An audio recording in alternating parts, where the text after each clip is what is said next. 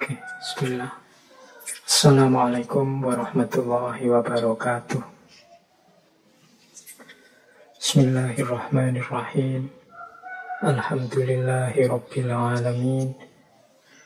Assalatu wassalamu ala asyrafil anbiya'i wal mursalin Sayyidina wa maulana Muhammadin wa ala alihi wa ashabihi wa man tabi'ahum bi ihsanin ila yaumiddin. Amma ba'du.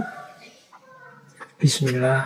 Mari teman-teman, semoga tetap istiqomah kita melanjutkan ngaji filsafat kita. Semoga ngaji-ngaji filsafat yang sudah kita laksanakan setiap malam Kamis ini membawa manfaat dan keberkahan untuk hidup kita. Paling tidak, semoga ngaji kita ini oleh Allah diakui, diridhoi sebagai usaha kita untuk membuat diri kita ini bernilai berharga. Di kesempatan yang berbeda pernah saya sampaikan bahwa kita ini sebagai manusia memiliki nilai, memiliki harga karena di balik fisik kita ini ada jiwa atau ada ruh. Kalau fisik saja tidak ada ruhnya, ya kita tidak disebut manusia. Mungkin disebut jenazah. Nah, ada berharga karena ada jiwanya, ada ruhnya. Dan ruh ini berharga ketika ada ilmunya. Jadi isinya ruh itu ilmu. Makanya dulu Nabi Adam sebelum diturunkan ke muka bumi, oleh Allah dibekali dengan ilmu. Wa 'allama Adamal asma'a kullaha. Dan ilmu ini berharga dia, tidak sekedar wawasan yang kosong kalau membuahkan amal. Jadi tidak sekedar berhenti jadi pengetahuan saja. Nah, pada akhirnya amal juga dianggap bernilai kalau dia kualitasnya adalah ikhlas. Lillahi ta'ala, tidak ada pamrih apa-apa selain ridhonya Allah. Jadi jiwa berharga karena ada ilmunya, ilmu berharga karena ada amalnya, dan amal berharga karena ada ikhlasnya. Nah, ngaji kita malam hari ini semoga bagian dari upaya kita untuk menghidupkan diri kita di jalan yang diridhoi oleh Allah, membuat diri kita bernilai lewat ilmu, amal, dan ikhlas. Meskipun nanti logikanya tidak boleh dibalik. Dibalik itu begini, ada orang yang mau beramal, Pak saya mau beramal tapi tidak jadilah, wong saya belum ikhlas. Atau Pak saya mau beramal tapi karena tidak ngerti ilmunya nanti saja ya Pak. Kalau sudah ngerti ilmunya terus ditunda tidak jadi beramal. Tidak, ya beramal baiklah sesuai pengetahuan yang engkau miliki. Dan berusahalah untuk ikhlas. Bahwa kita tidak bisa 100% ikhlas, ya tidak masalah. Nanti pelan-pelan jiwa kita akan terbiasa ikhlas.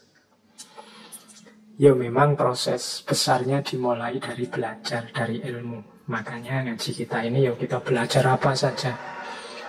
Bahkan bulan ini kita belajar tentang teknologi. Satu hal yang berhubungan sangat erat dengan kehidupan kita sehari-hari hari ini. Ya boleh disebut seperti istilahnya Ronggo Warsito dulu waktu kita ngaji ya. Yang kita lakukan ini mungkin sejenis namanya ipil-ipil kaweruh. Jadi ipil-ipil itu ya semacam ngumpili satu-satu sedikit demi sedikit pengetahuan. Siapa tahu nanti pada saatnya berguna untuk kehidupan kita. Jadi semacam kita memulung pengetahuan. Dan insya Allah kalau itu pengetahuan tentang kebaikan, tidak akan sia-sia.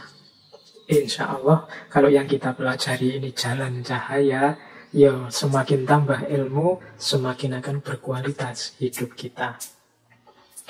Baik, nah itu pengantarnya. Malam hari ini tema kita masih sebenarnya ada di tema teknologi. Minggu lalu kita ketemu Louis Mumford dengan teori-teorinya tentang mesin. malam hari ini kita akan belajar dari Paul Virilio. Ini tokoh filosof yang luar biasa, gagasan-gagasannya tentang teknologi. Ya hanya saja malam hari ini kita ulas lebih dalam konsep beliau tentang kecepatan. Jadi beliau ini, Paul Virilio ini filosof, penulis, arsitek, ahli tentang kota, kritikus film, ahli tentang militer. Bahkan beliau juga ada yang dalam riwayat hidup beliau ini kurator. Jadi kurator pameran di Perancis. Ya memang dari banyak gagasan-gagasan beliau yang belakangan ini populer adalah gagasannya tentang kecepatan sebagai modenya hidup manusia hari ini. Oke, baik. Paul Virilio ini lahirnya tahun 1932 dan meninggal 3 tahun yang lalu, tahun 2018. Berarti usia beliau sekitar 86 tahun. Lahir di Perancis, ibunya juga Perancis, cuma ayahnya dari Italia. Ini Paul Virilio ini, dalam hidupnya beliau banyak mengalami perang. Jadi banyak bersentuhan dengan peristiwa peperangan, khususnya Perang Dunia Kedua. Beliau ini juga dalam ceritanya mengalami juga trauma perang, khususnya melihat strateginya Hitler dengan Nazinya. Menurut cerita beliau yang bagaimana ngerinya Hitler dengan tentaranya, termasuk strategi perangnya, yang dikenal, mungkin teman-teman juga pernah dengar istilahnya Blitzkrieg. Blitzkrieg ini kalau diterjemahkan letterlek itu artinya adalah perang kilat. Blitz itu kilat, Krieg itu perang, dari bahasa Jerman. Ya memang inisiatornya orang Jerman. Jadi ini perang yang dilakukan dengan cepat untuk menaklukkan musuh. Ini biasanya secara sekaligus nanti angkatan udaranya menyerang garis depannya musuh dan juga posisi-posisi penting seperti jalan utama, bandara, pusat komunikasi. Kemudian unit-unit tanknya kemudian masuk ke pertahanannya musuh sampai ke dalam. Kemudian baru setelah itu pasukan infanterinya menyerang dari sisi-sisi posisinya musuh dengan jalan mengepung mereka. Baru nanti ketemu semuanya di tengah angkatan udaranya, tanknya, infanterinya, dan musuhnya sudah hancur. Nah, ini namanya Blitzkrieg, jadi perang cepat. Ini tidak hanya Jerman, belakangan nanti dipakai juga di Perang Teluk ketika Sekutu membebaskan Kuwait dari Irak tahun 91. Dipakai juga oleh Amerika ketika menginvasi Afghanistan tahun 2001. Juga dipakai lagi oleh Amerika saat menginvasi Irak tahun 2003. Jadi ini Blitzkrieg. Nah ini Paul Virilio ini agak trauma dengan perang-perang yang semacam ini. Padahal beliau sendiri juga sebenarnya pernah juga kena wajib militer. Cuma wajib militernya Perancis dalam perang Aljazair. Nah pengamatan beliau tentang Blitzkrieg tadi, perang yang cepat di Perang Dunia Kedua itu terus memunculkan kesan yang mendalam. Nanti ada quotes yang populer sekali dari beliau yaitu perang adalah universitasku. Jadi fokus perhatian beliau yang utama kepada perang awalnya. Jadi beliau dapat banyak sekali ilham, hikmah, pelajaran dari perang. Bahkan mungkin teori beliau tentang kecepatan tadi, yang saya bilang perang cepat tadi, mungkin itu yang menginspirasi nanti teorinya yang sangat terkenal sekali, yaitu dromologi. Teori tentang kecepatan. Ya tadi saya bilang, meskipun aslinya beliau ini kuliahnya arsitek. Jadi beliau ini lebih tertarik kelihatannya dengan dunia seni. Tapi meskipun begitu karya-karya beliau sangat banyak. Khususnya untuk peminat filsafat kritis. Bahkan nanti beliau ini pernah melakukan penelitian khusus tentang seni perang ini. Jadi beliau ini meneliti Sekitar tahun 55-58 beliau ini meneliti bunker-bunkernya Nazi yang dikenal dengan istilah tembok Atlantik. Sejumlahnya sekitar 15.000 sisa bunkernya Nazi selama Perang Dunia Kedua yang dipakai untuk mengusir sekutu. Jadi beliau meneliti, memfoto, dan nanti ada pameran foto khusus yang beliau lakukan sekitar tahun 75-an. Yang foto-foto hasil penelitian itu beliau pamerkan di museum di Paris. Jadi ini filosof, ya arsitek, ya seniman, ya pengarang. Bahkan nanti beliau juga membahas juga tentang film, dan khususnya inspirasi utamanya adanya dari ranah militer. Baik, sekarang kita bahas gagasan-gagasan beliau. Semoga sedikit banyak ada manfaatnya untuk kita memahami dunia kita. Karena kita ini kan sering mengalami keterbatasan-keterbatasan wawasan, keterbatasan-keterbatasan cara pandang. Dengan cara dibantu oleh orang-orang lain yang mungkin punya perspektif berbeda, ya kemungkinan kita bisa memahami dunia kita dengan lebih baik. Kadang-kadang kita mampunya memahami dari perspektif A, nanti tokoh yang lain membantu pemahaman kita dari perspektif B. Kita mungkin beda pemahaman, tapi tidak selalu harus tabrakan. Bisa jadi pemahaman kita ini saling melengkapi. Kalau kita rukun, nanti pemahaman kita masing-masing, kalau disatukan nanti jadi utuh, kita bisa memahami dunia secara lebih baik. Menurut saya inilah nanti rahasianya ketika Rasulullah bilang, ikhtilafu ummati rahmah. Jadi perbedaan umatku itu adalah rahmat dari Allah. Kalau tidak beda-beda, hanya satu saja semuanya, ya kita miskin perspektif. Tidak melihat ada sisi yang berbeda, dimensi yang berbeda dalam kita membaca dunia yang sangat kompleks ini. Ya itulah mengapa ngaji filsafat ini saya bawa kemana-mana. Mungkin rasanya tidak jelas, ya kadang bahas apa, kadang bahas tasawuf, sekarang malah bahas teknologi, kadang-kadang bahas novel, macam-macam. Ya siapa tahu nanti dari istilahnya Ronggo Warsito tadi, dari ipil-ipil kawruh memunguti, memulungi pengetahuan-pengetahuan dari mana saja.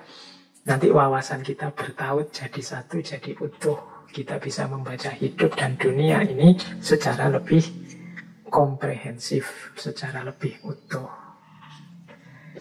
Baik, bismillah. Disiapkan ubur rampinya karena kita akan bicara kurang lebih 2 jam. Ini butuh stamina mental dan juga stamina fisik.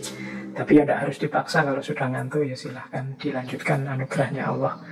Berupa ngantuk itu dengan tidur. Besok masih bisa didengarkan rekamannya. Baik, saya awali dari awal dulu untuk melihat gagasannya Virilio ini ada di mana. Jadi kita lihat, menurut istilah saya ada 3 hal yang merupakan penggerak modernitas. Yang ini beda-beda di awal modern, akhir modern, dan postmodern. Awal modern itu ya sekitar abad 15, 16, 17, ini awal-awal modern. Dunia ini digerakkan oleh namanya produksi. Ini awal modern. Jadi mulai muncul pabrik-pabrik, mulai ditemukan temuan-temuan baru. Temuan listrik, temuan kereta, temuan ini. Jadi kuncinya peradaban ada di produksi. Makanya yang belajar teori-teorinya Karl Marx nanti kan melihat bagaimana produksi itu jadi kuncinya. Siapa yang memegang alat-alat produksi, dialah penguasa peradaban, otomatis dia akan jaya di bidang ekonominya. Jadi ini cirinya awal modern.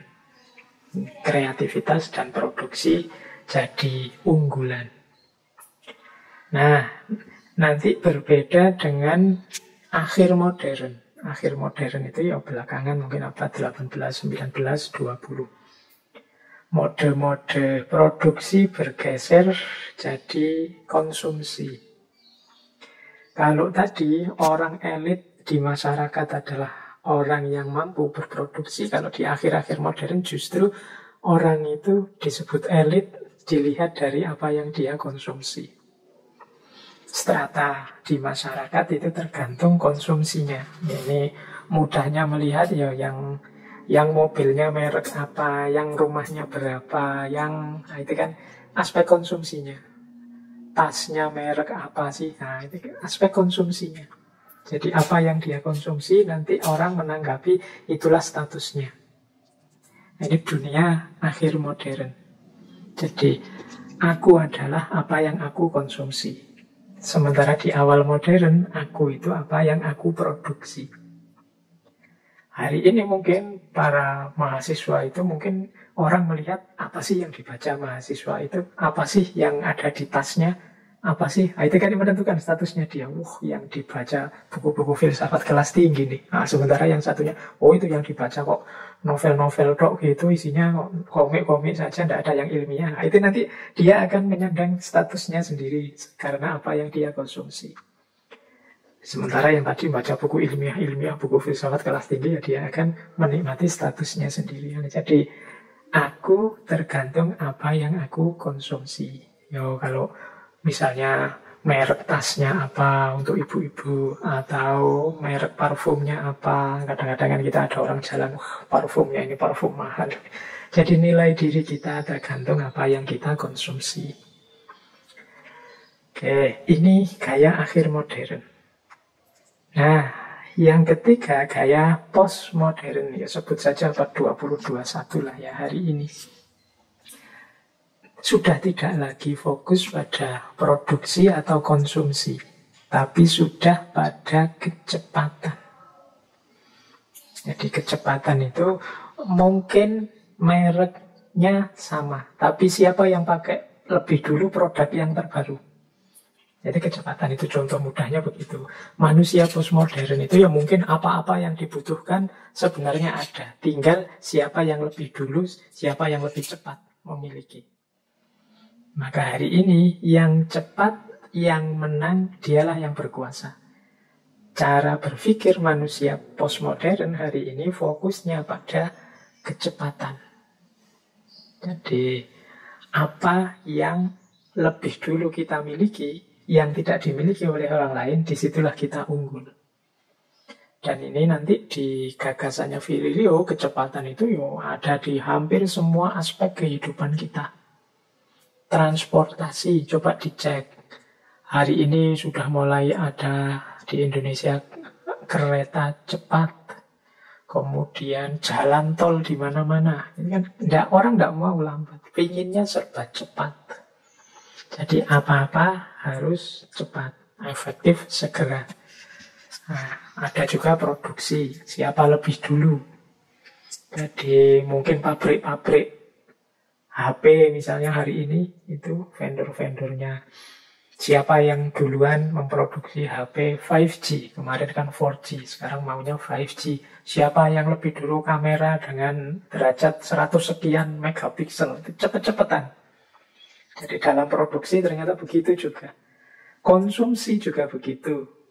Jadi kita balapan untuk punya yang terbaru, punya yang terbaik, punya yang paling unggul. Jadi tidak sekedar saya punya produk terbaik loh Pak, tapi juga saya yang punya lebih dulu. Nah ini model berpikirnya sekarang begitu. Jadi basisnya kecepatan, politik juga begitu, komunikasi juga begitu, teknologi, gaya hidup, bahkan sekarang pendidikan di kampus-kampus. Selalu mahasiswanya di-pressure, disuruh luluslah yang tercepat, terbaik. Jadi jangan lulus biasa-biasa saja. Kalau hanya lulus semester 8 itu biasa, lulus semester 7 secepat mungkin kalau bisa. Jadi kan cara berpikirnya sudah begitu hari ini. Media juga begitu. Berita yang paling awal. Wah sekarang kita lomba-lomba kan di medsos itu siapa yang punya informasi duluan. Cepat-cepatan share. Nanti kalau ada temannya share, saya sudah dapat dari WA yang sana, saya sudah dapat. Jadi semuanya ingin yang paling dulu, yang paling cepat. Olahraga, seni, bisnis juga begitu. Apapun kita ingin cepat. Kita Tidak punya kualifikasi untuk coba dulu, ditahan dulu, dicek dulu, dikoreksi dulu. Nggak. Pokoknya kalau kita telat sedikit, kita kalah, disalip oleh yang lain. Jadi yang cepat, yang menang, yang berkuasa. Itu logika hari ini. Ya nanti kita bahas pelan-pelan cara kerjanya dan juga efeknya dari kecepatan ini. Nanti teorinya namanya dromologi. Kalau dalam Paul Virilio. Bahkan hari ini ya, dalam agama pun juga begitu toh, yang ditandingkan kecepatan-kecepatan. Beberapa kali saya lihat misalnya, ayo ikutlah lembaga ini. Bisa hanya dalam waktu sehari mahir ngaji. Oh, nanti mungkin lembaga yang sana, kalau di sini setengah hari sudah bisa ngaji. Sementara nanti lembaga sana, dalam waktu 1 bulan bisa hafal Al-Quran. Mungkin nanti ada tandingannya yang lain, dalam waktu setengah bulan. Jadi balapan kita. Hidup ini isinya dari balapan ke balapan dalam hal apapun kehidupan kita hari ini. Itu bisa dibayangkan ya capeknya. Apalagi ini sebentar lagi Ramadan ini. Wah, itu yang saya ingat kalau Ramadan terus hubungannya dengan kecepatan itu kecepatan orang terawih. Selalu ada share-sharean itu di WA apa di medsos itu selalu pamer di sini loh kalau terawih atas cepatnya luar biasa. Dulu saya zaman kecil juga begitu, kalau ada beberapa tempat terawih itu milih mana yang paling cepat. Ini jangan-jangan sudah terpengaruh logika dromologi ini. Apa-apa maunya cepat selesai. Baik, disimpan dulu nanti di belakang. Semoga ada waktu kita membahasnya dari perspektif agama. Jadi orang modern awal itu cara berpikirnya produksi. Orang modern akhir cara berpikirnya konsumsi. Sementara orang postmodern itu logikanya kecepatan. Apa-apa ingin segera, ingin cepat.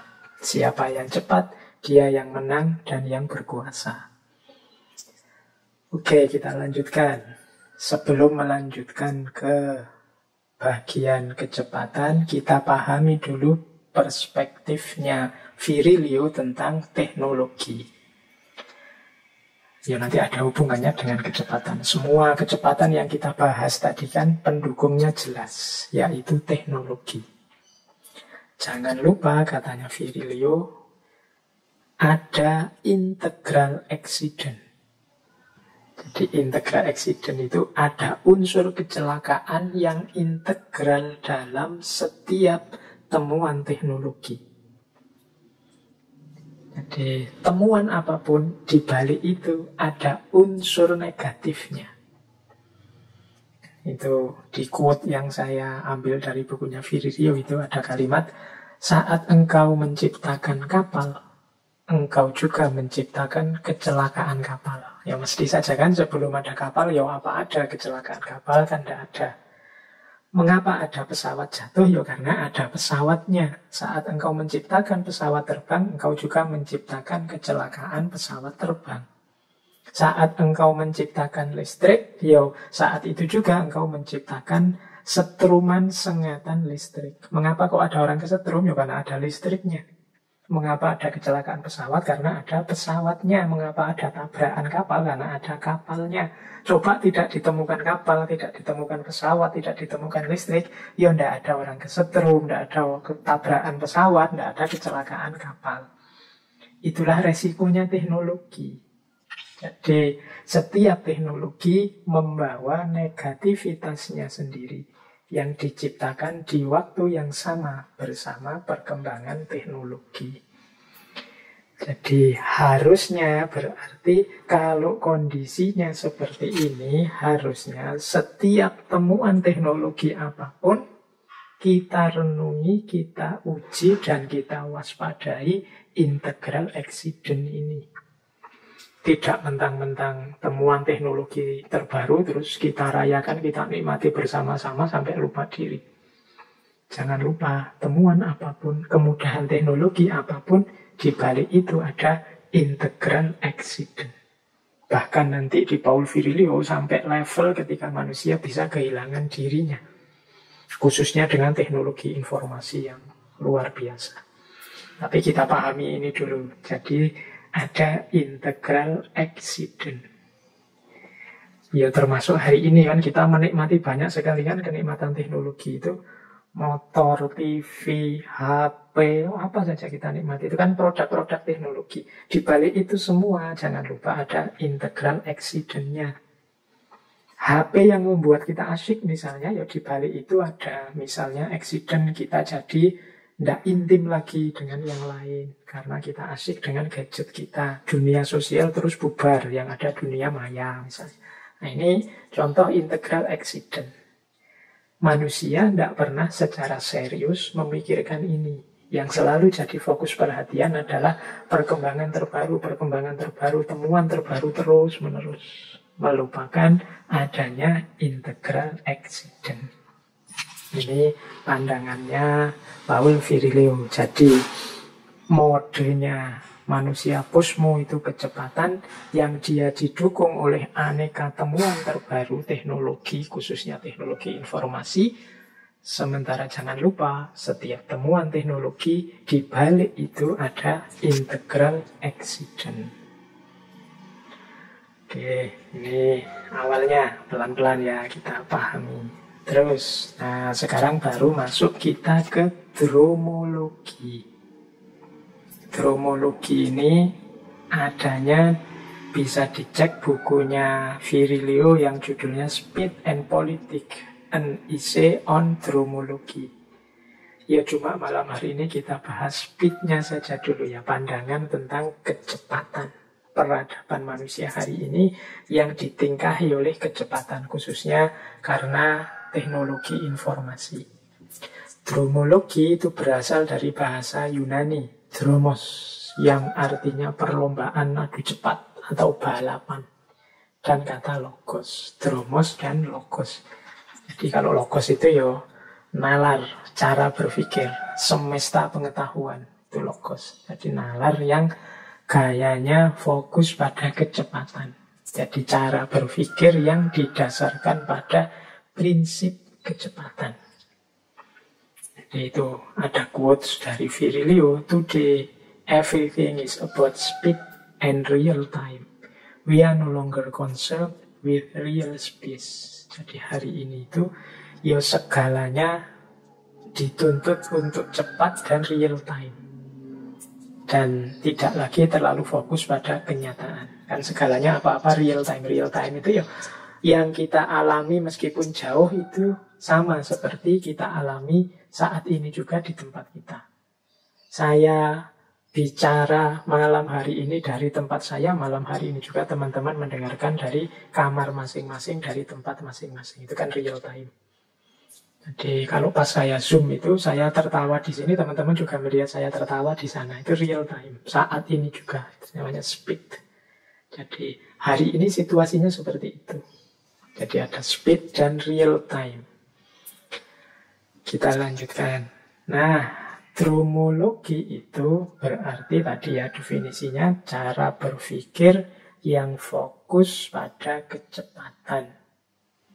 Asumsinya apa? Ya, segala sesuatu harus cepat, harus pertama, harus terdepan. Dalam hal apapun. Coba teman-teman cari. Dalam hidup kita kan selalu ingin apapun itu yang tercepat, yang pertama, yang terdepan. Kadang-kadang sampai yang harusnya sabar ngantri pun kita tidak mau ngantri, pokoknya harus saya dulu. Ini hari-hari ini kan hari-hari vaksin. Ini semua rebutan untuk saya lah yang harus divaksin dulu, yang tercepat, yang pertama, yang terdepan. Nanti kalau sudah cepat, sudah pertama, sudah terdepan, terus dia merasa lebih unggul, lebih berkuasa dari yang lain. Ya, kalau contohnya vaksin tadi, mungkin yang sudah vaksin terus bisa cerita-cerita ke yang belum vaksin. Oh, kayak gini loh rasanya vaksin. Malam habis vaksin itu rasanya seperti ini. Pasti vaksin itu begini. Pas 2 hari setelahnya saya rasa begini. Jadi yang lebih dulu sekarang punya kuasa atas yang belum atau yang telat. Ada prinsip juga, diam berarti mati, tergilas akan laju percepatan. Segalanya diputuskan dengan satu pertimbangan, bagaimana caranya saya bisa yang paling cepat. Ini kadang-kadang dalam hidup sehari-hari kan kelihatan sekali manusia hari ini itu pengen selalu yang tercepat, terdepan. Teman-teman mungkin ngalami di jalan, misalnya bagaimana orang ingin duluan. Begitu lampu merah nyala, itu kan terus banyak yang nyisip-nyisip biar dia paling dekat dengan lampu. Nanti begitu lampunya hijau, dia yang paling cepat jalan. Atau begitu lampu hijau nyala, yang di belakang terus ngebel-ngebel. Karena dia juga ingin cepat. Yang di depan harusnya juga lebih cepat. Maka dia terus ngebel yang depannya. Padahal ya kalau jalan saja kan ya sebenarnya ya semuanya juga akan jalan. Tapi kan tidak cukup hanya jalan. Yang penting harus aku cepat, aku duluan. Jadi apa saja orang ingin yang tercepat. Makanan saja hari ini juga banyak yang jenisnya cepat saji. Ingin cepat. Jadi apa-apa ingin segera. Tidak mau kita terlambat. Nah, ini dromologi, cirinya peradaban hari ini. Makanya rasanya kita hidup hari ini serba terengah-engah. Selalu ingin cepat. Langganan nonton sinetron saja kan kita sama sekali tidak mau ketinggalan. Pokoknya karena kalau ketinggalan, ya besok kan ada juga di YouTube atau siaran tundanya. Tidak harus sekarang, karena kalau besok berarti kalah dengan yang lain dong. Nah, ya sekarang kan banyak itu kan nonton live streaming di Netflix, di macam-macam. Itu kan sebenarnya nanti lama-lama juga ada kan yang tidak bayar, mungkin yang gratis, yang tinggal lihat. Tapi kan kita tidak sabar kalau harus nunggu begitu. Harus sekarang lihatnya. Kalau keduluan teman berarti saya kalah, Pak. Yang menang ya yang cepat. Nah, ini logika dromologi namanya. Jadi selalu menuntut saya harus yang paling dulu, saya harus yang paling cepat. Ini serba bolehlah disebut ini ingin selalu terburu-buru. Biar aku duluan. Biar tidak yang lain.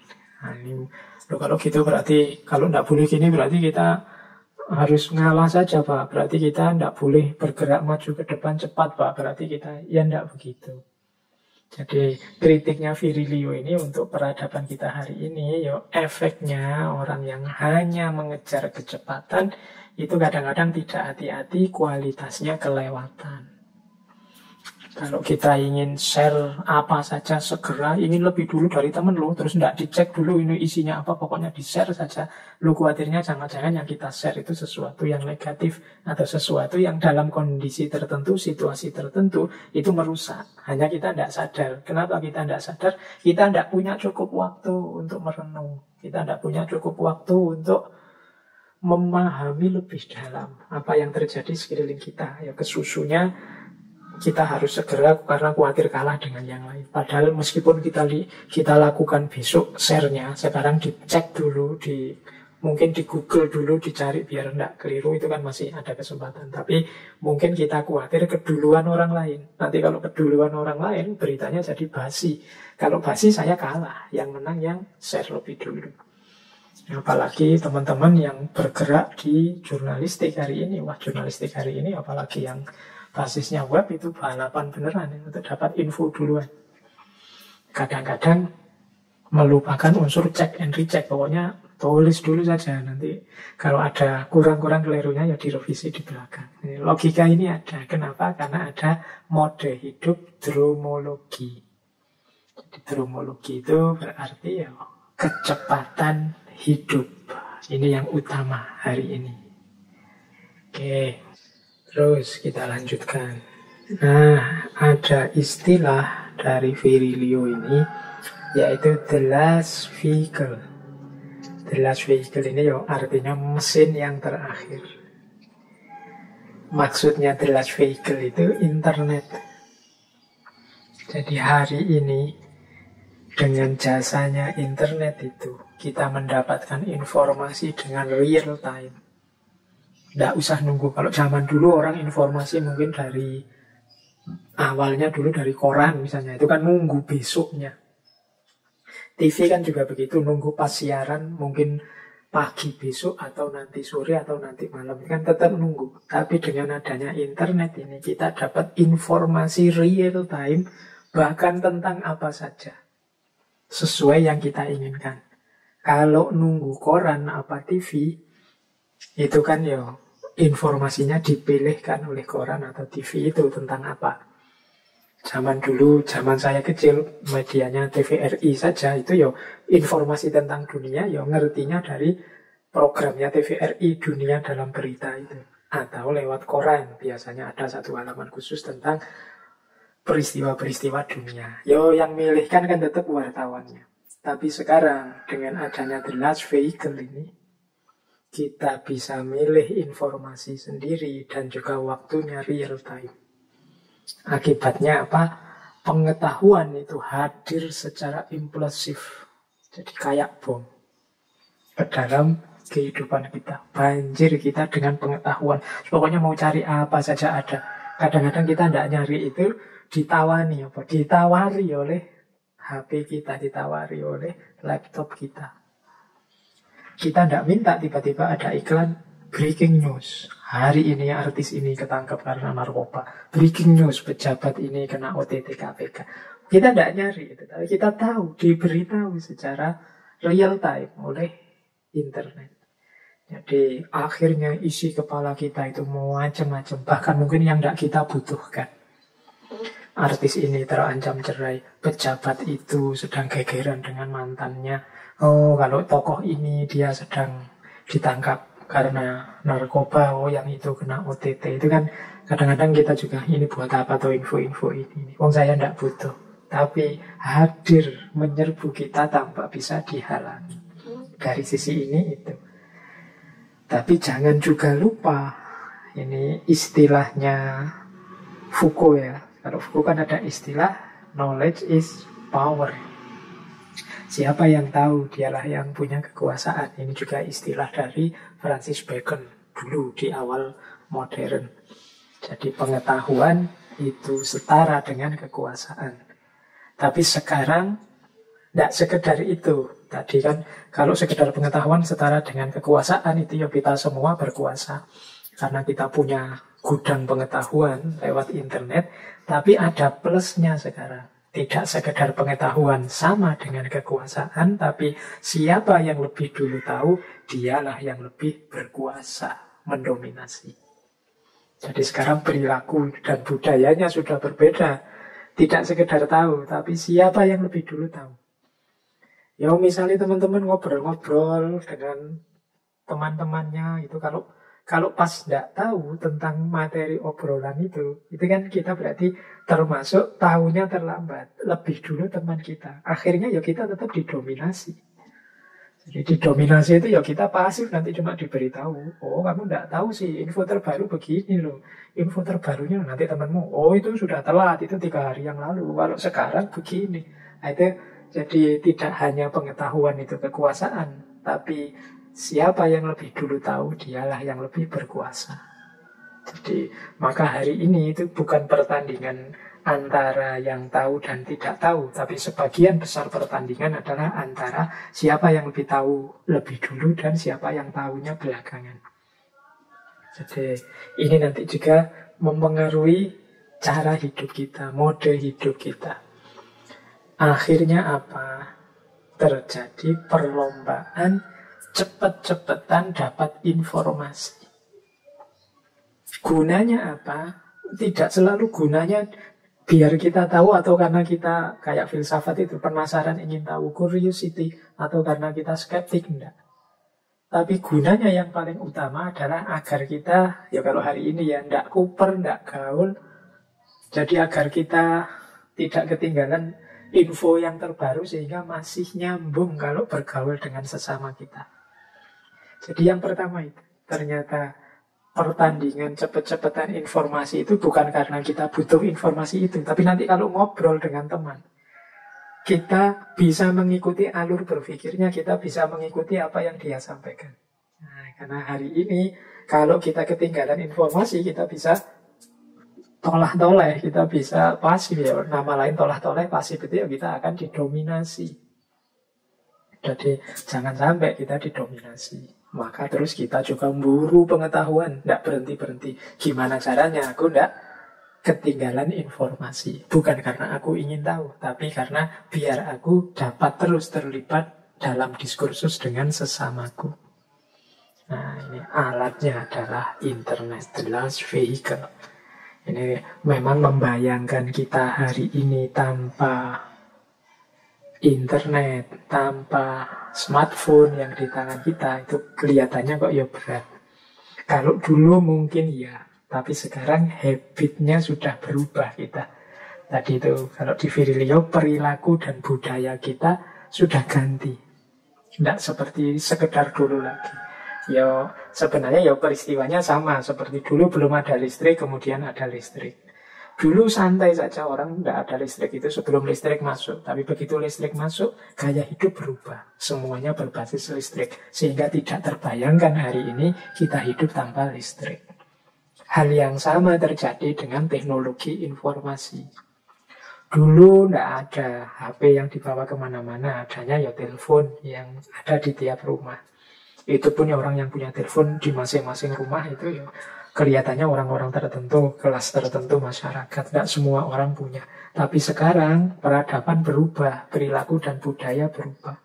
Bahkan setiap orang membawa teleponnya sendiri-sendiri, membawa ponselnya, membawa smartphone-nya sendiri-sendiri. Berarti zaman berubah dan tidak terbayangkan kalau orang tidak pegang itu. Kita kan nggak membayangkan kalau teman-teman HP-nya mati saja sehari, itu kan gelisah luar biasa. Itu ngalang-alai gelisah. Kalau kita sedang galau kena apa gitu, biasanya lebih berat kalau HP-nya mati. Khawatir ada panggilan, khawatir ada info baru yang tidak mengikuti, dan lain sebagainya. Itulah maka katanya Virilio, the last vehicle, mesin terakhir dalam peradaban yang sangat berpengaruh itu internet. Dia mengguyur kita dengan informasi-informasi sehingga akhirnya kita bertanding untuk tidak ketinggalan informasi biar tidak dianggap kuper, biar tidak dianggap kurang gaul. Jadi ini juga kritik pada kita. Terus kita lanjutkan. Nah, efeknya apa ketika ada internet, perlombaan, real time tadi? Efeknya ya yang jelas ada distingsi di sini dan di sana, tak lagi berarti apa-apa. Ini kalimatnya Virilio. Distingsi itu jarak. Jadi jarak di sini dan di sana itu sudah tidak berarti apa-apa. Kalau dulu jarak jauh itu ya tidak ketemu benar. Tapi sekarang jarak jauh kita masih bisa face to face. Aku masih bisa lihat senyummu, engkau masih bisa lihat senyumku. Itu efeknya. Akhirnya apa? Ruang dan waktu melebur. Struktur hidup pasti berubah. Hari ini tidak ada bedanya kita tinggal di kota, di pedalaman, atau di pedesaan. Dulu bayangan kita ya kalau di pedesaan itu Pak ya masih tradisional, nggak bisa kontak dengan orang-orang kota. Kalau mau ke kota ya harus berjalan berhari-hari naik angkutan gonta-ganti berapa kali. Sekarang enggak, kita bisa berinteraksi dengan siapapun. Yang ada di pedalaman sekalipun bisa berinteraksi dengan yang di luar negeri, dengan yang di Amerika, apalagi cuma di kota. Jadi ruang dan waktu sekarang melebur. Jarak enggak ada artinya, waktu juga enggak ada artinya. Semuanya sudah real time. Jadi makanya pertanyaannya Virilio kemudian, how can we live if there is no more here and everything is now? Bagaimana kita bisa hidup kalau yang namanya di sini itu sudah tidak ada lagi. Dan yang namanya sekarang itu ya setiap detik segala sesuatu itu sekarang. Jadi ini gimana ya? Cara hidup yang kehilangan sekarang dan kehilangan di sini. Kehilangan di sini itu ya maksudnya ya yang kita sebut di sana itu sekarang sudah di sini. Yang kita sebut nanti itu sekarang sudah now sekarang. Yang kita sebut kemarin pun sekarang sudah bisa kita hadirkan now. Semuanya sudah sekarang. Pidatonya Pak Karno tahun 45 itu bisa kita nikmati sekarang. Siaran sepak bola yang jauh di sana, di Italia sana, di Spanyol sana, itu kita nikmati hari ini. Jadi sekarang dan di sini itu sudah tidak ada artinya lagi. Oh, ini kan menjukir balikkan pandangan kita tentang ruang dan waktu. Jarak menjadi hilang, menjadi lenyap. Waktu juga jadi sangat relatif. Nah, ini efeknya. Ya ini Kita harus merenungi, kalau sudah begitu terus bagaimana? Nanti efeknya ke pendidikan, efeknya ke budaya, efeknya ke politik, dan lain sebagainya. Jadi, ya sebentar lagi misalnya, bayangan saya, pendidikan-pendidikan ini akan mengalami transformasi yang luar biasa. Ini orang, kita kan hari ini mengalami, ternyata bisa juga ya pendidikan itu dijalankan jarak jauh. Tinggal diatur saja bagaimana caranya efektif. Oh, itu mungkin ini sebentar lagi mungkin ada misalnya kelas-kelas internasional tapi online. Mahasiswa luar negeri tapi ya kuliahnya dari rumahnya masing-masing. Meskipun catatannya ya kuliah di Indonesia. Atau kita dapat beasiswa kemana lah, ke Jerman. Tapi ya tidak usah ke Jerman. Kita ikuti kuliah di sana sambil kita hanya di sini saja di Indonesia. Oh, itu kan mengubah landscape pendidikan hari ini. Ya kemarin mungkin masih maju mundur mikir itu, tapi begitu hadir corona ini ya kita mulai berpikir ternyata bisa juga ya. Ngapain kemarin capek-capek keluar biaya banyak. Wah, muncullah inovasi-inovasi baru. Nah, kemudian muncul juga jadi ruang-ruang sosial, ruang-ruang publik mulai tergerus. Jadi kita lebih akrab dengan grup WA kita dibandingkan tetangga kiri kanan kita. Jadi mungkin kita tidak kenal siapa tetangga kita 5 rumah dari rumah kita, misalnya kita tidak akrab lagi karena mungkin yang tua yang kita kenal sudah meninggal, sekarang tinggal anaknya apa cucunya yang kita sama sekali tidak kenal, atau familinya dari kota yang tinggal kita tidak kenal. Tapi di grup WA kita aktif sekali, kita ngerti segalanya. Ini kan juga efek ruang-ruang sosial ternyata juga sudah berubah.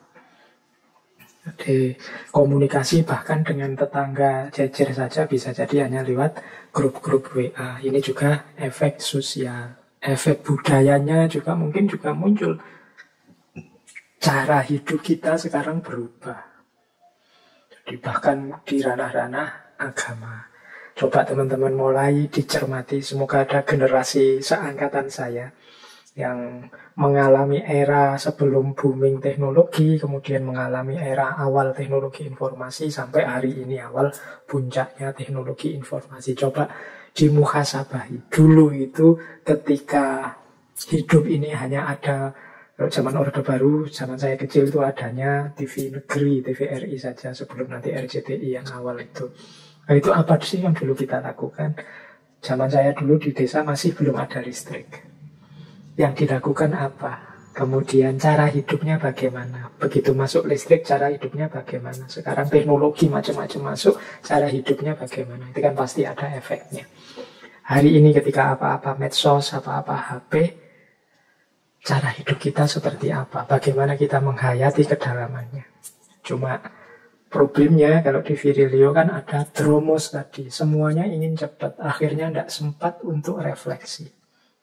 Tidak sempat untuk berpikir apa kita ini sudah cocok apa enggak sih menjalankan hidup seperti ini dengan perubahan teknologi.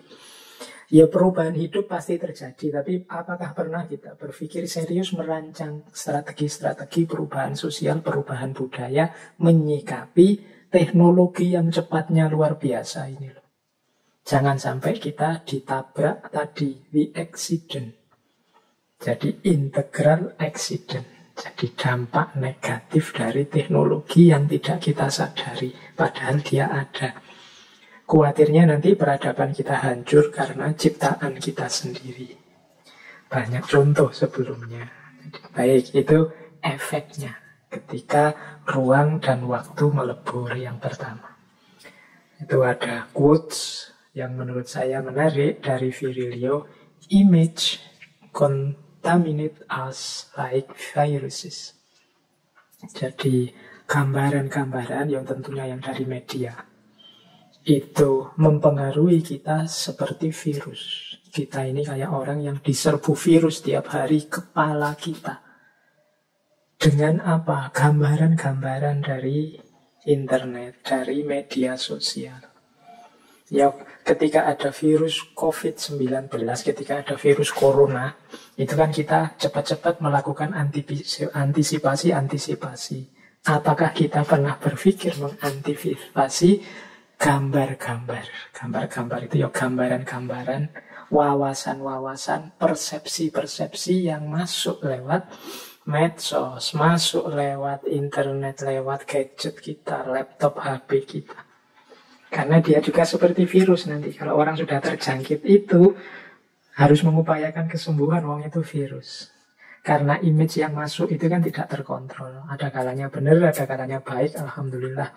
Tapi kalau tidak, akan sangat berbahaya kalau kita tidak hati-hati. Jadi image contaminate us like viruses. Jadi diingat-ingat saja ya, mungkin pas teman-teman buka HP, ada berita apa, ada provokasi apa, ada pandangan apa. Ingatlah pertama, mungkin ini virus. Mungkin ya siapa tahu bermanfaat, tapi mungkin bisa jadi virus. Paling tidak teman-teman menghidupkan kewaspadaan, biar tidak ditelan begitu saja oleh banjir informasi yang tidak bertanggung jawab.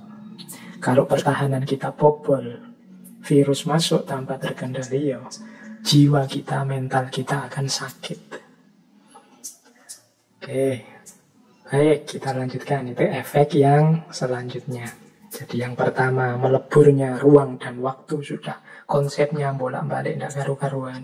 Yang kedua, menyerang kita dengan gambaran-gambaran, dengan wawasan-wawasan yang tidak pasti berguna. Saya tidak menyebut tidak berguna ya, tidak pasti berguna itu ya.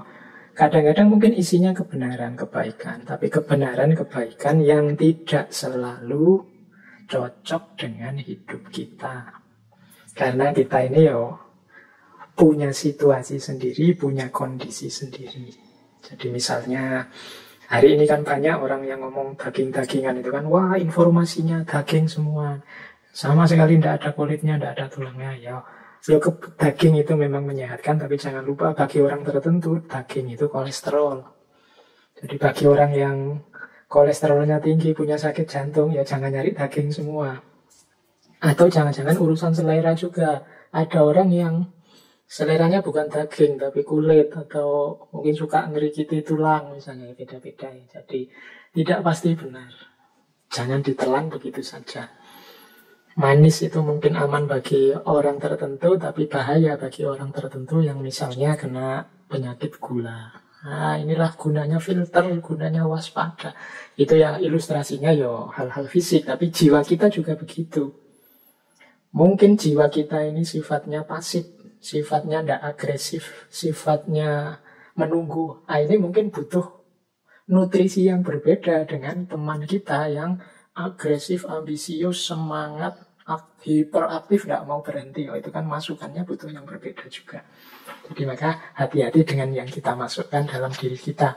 Kalau tidak hati-hati, ya seperti kalimatnya Virilio ini, images contaminate us like viruses. Jadi gambaran-gambaran itu mengotori kita sebagaimana virus-virus. Oke, kita lihat. Ini efek yang lain dari kecepatan dan percepatan. Segala sesuatu begitu cepat berubah. Ada istilah pignolepsi. Pignolepsi ini teman-teman mungkin ingat epilepsi ya, gejalanya sama. Jadi pignolepsi ini kondisi seperti epilepsi. Epilepsi itu kan sejenis seperti pusing, seperti mabuk, seperti orang ekstase, kejang-kejang. Yang terjadi ketika manusia larut dalam kecepatan dan percepatan perubahan. Jadi sehingga karena menumpuk tingginya frekuensi perubahan-perubahan citra, kombinasi-kombinasi wawasan yang tidak terduga, kejutan-kejutan informasi yang terus-menerus, muncullah pignolepsi. Jadi kita ini, tadi kan kita diserbu oleh macam-macam informasi, yang bahkan setiap detiknya berubah, ada informasi yang baru. Ini bisa sampai level tertentu membuat kita pusing, bingung, kayak orang ekstase, orang mabuk. Jadi kaget terus-terusan, tegang terus-terusan. Itu kan membuat kita terus kayak orang epilepsi, kejang-kejang. Jadi ini namanya pignolepsi. Jadi ini kan, yuk bayangkan ya, kita misalnya setengah jam lalu dapat informasi ini, terus kita kaget. Sekarang dapat informasi tentang hal yang sama tapi sudah berubah lagi. Terus kita kaget lagi. 1 jam ke depan ada informasi baru lagi, beda lagi, kita kaget lagi. Kita hidup ini ternyata dari kaget ke kaget. Sampai akhirnya kita pusing, bingung, sembuhlah, ruwet ini di kepala kayak orang ekstase. Nah, jadi hari ini banyak orang yang situasinya begitu. Tapi kita tidak bisa lepas dari situ. Ya makanya istilahnya membebaskan sekaligus memenjarakan. Membebaskan itu kan ya kita memang bebas memperoleh informasi apapun, tidak ada yang menghalangi sekarang. Tidak ada sortir-sortiran. Kita bisa menyebar informasi apa saja, orang lain juga bisa menyebarkan ke kita. Ini namanya kan membebaskan. Tidak ada hambatan-hambatan seperti dulu. Tapi sekaligus memenjarakan. Memenjarakan itu kita tidak bisa lepas sekarang dari itu. Wong yo hasilnya itu pusing, bingung. Tapi kan kita ikuti terus. Mengapa? Kita tidak bisa lepas lagi sudah. Ada sejenis ketergantungan atau semacam candu di situ. Jadi kita ini seperti orang epilepsi yang kaget, kejang-kejang terus-terusan karena kita dapat bom informasi terus-menerus. Kita kayak orang epilepsi, tapi kita tidak bisa keluar. Bahkan kita sendiri mungkin tidak ingin keluar. Khawatir ketinggalan zaman tadi. Khawatir dianggap tidak update tadi. Jadi kita korbankan diri kita yang seperti orang epilepsi. Ini namanya piknolepsi. Dalam bentuk yang ekstrim nanti terjadi namanya kondisi panik. Jadi kayak orang panik attack, orang yang serba cemas. Jadi kondisi mental yang dia takut tanpa alasan, yang membuat dia ingin segera lari secepat mungkin tentang apa saja biar dia tidak dianggap tidak update, nggak dianggap kurang tahu, nggak dianggap ketinggalan zaman. Sehingga tidak ada waktu dia untuk memikirkan, merefleksikan hidupnya. Jadi kita karena ketakutan tertentu, waduh ini tidak boleh ketinggalan informasi ini. Ini apa sih? Ini kan sering itu kalau teman-teman lihat di medsos ada orang posting apa, terus kita tanya, ini tentang apa, dari mana? Sumbernya mana dan seterusnya. Karena kita ingin mengejar lagi secara lebih dalam karena khawatir kita ketinggalan zaman. Khawatir kita tidak update informasi terbaru.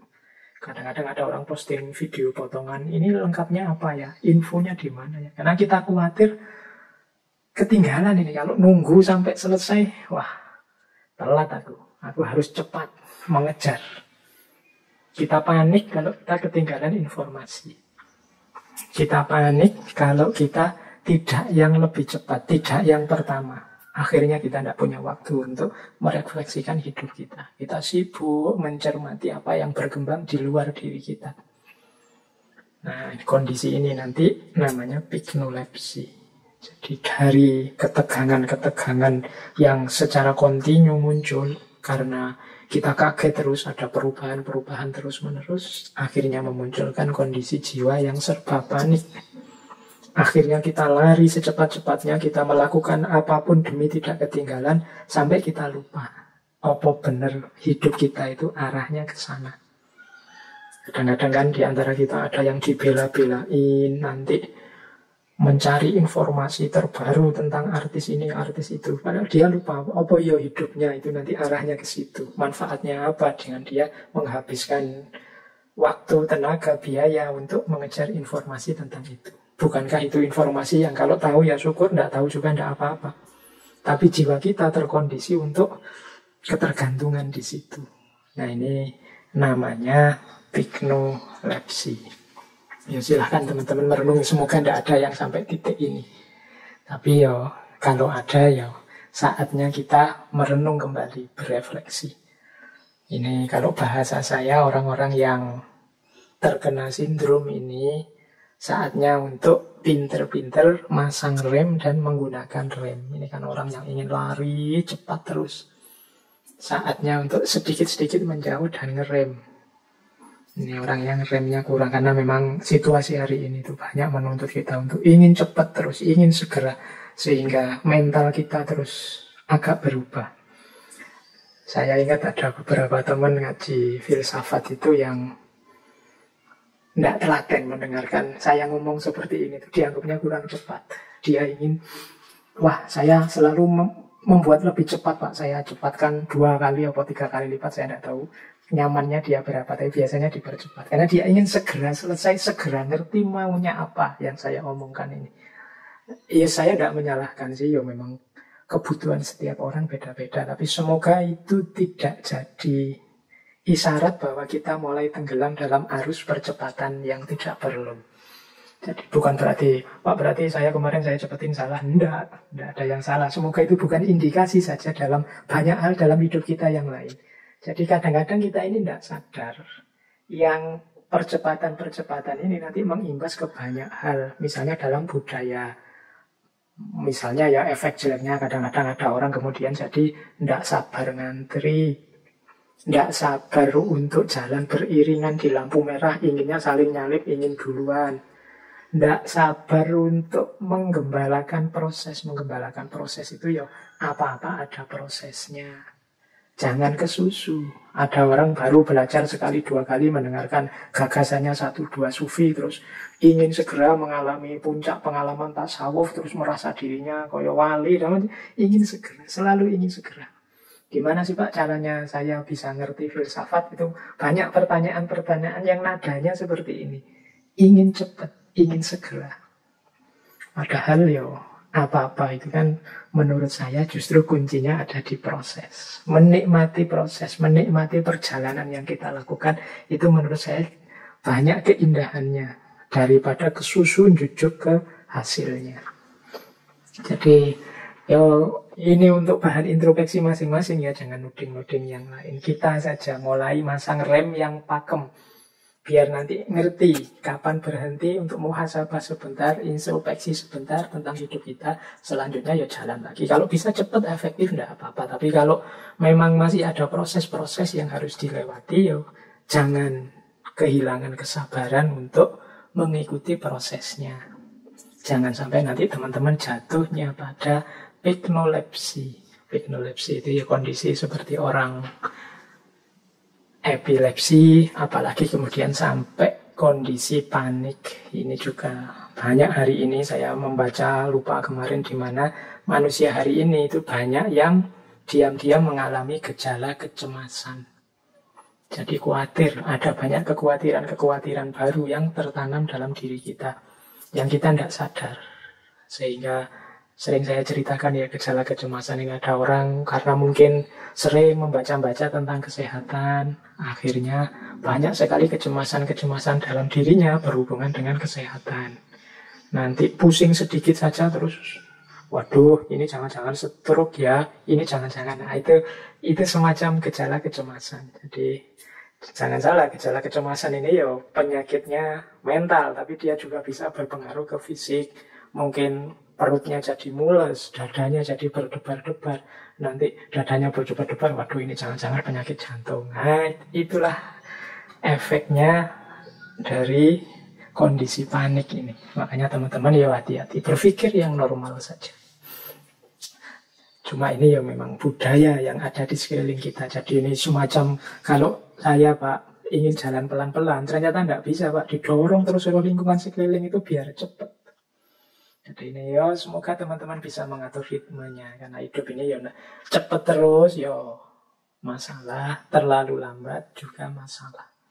Segalanya harus pas, sesuai porsi dan proporsinya. Baik, ada lagi. Nah setelah ini kita bahas pandangannya Virilio tentang virtual reality. Sebenarnya lanjutan The Last Vehicle. Tadi ada virtual reality. Jadi ada quotes begini dari Virilio. Karena tidak ada lagi horizon sebagai sasaran percepatan, mereka akan menciptakan yang tiruan, yaitu horizon pengganti. Ini maksudnya apa? Tidak ada lagi horizon sebagai sasaran percepatan. Itu dunia nyata. Itu kan ada memang sunatullah-sunatullahnya, fitrah-fitrahnya, hukum-hukum alamnya. Yang tidak semua bisa dipercepat. Ada proses-proses yang harus diikuti dalam banyak hal. Sehingga yang bisa dipercepat rasanya memang sudah diupayakan semua lewat teknologi bikinan manusia. Tapi kalau semuanya sudah, kita masih tetap ingin lebih cepat lagi. Akhirnya diciptakanlah satu dunia baru, atau bahasanya Virilio, horizon pengganti. Horizon penggantinya itu apa?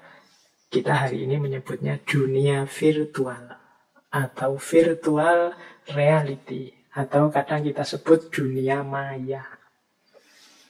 Jadi makanya dalam gagasannya Virilio ada pembedaan antara virtuality dan reality.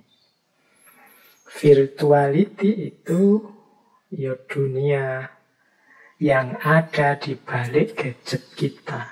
Kehidupan kita di dunia maya itu virtuality. Berhadapan dengan reality. Reality itu kehidupan nyata kita di dunia ini. Jadi ada yang aktual, ada yang virtual. Selama ini kita, mengapa tadi saya sebut dunia maya? Ya karena ini sebenarnya masih samar-samar. Bahkan ada yang menyebut ini tidak nyata, makanya disebut maya. Ini semacam dunia simulasi, dunia permainan belaka. Tapi katanya Virilio enggak, itu bukan simulasi, tapi substitusi. Substitusi itu pengganti. Kalau simulasi itu kan tidak serius, hanya main-main. Tapi kalau substitusi ini pengganti dunia nyata. Jadi dunia nyata apa, dunia mayanya sekarang sudah ada gantinya. Saya contohkan yang paling mudah, sederhana ya.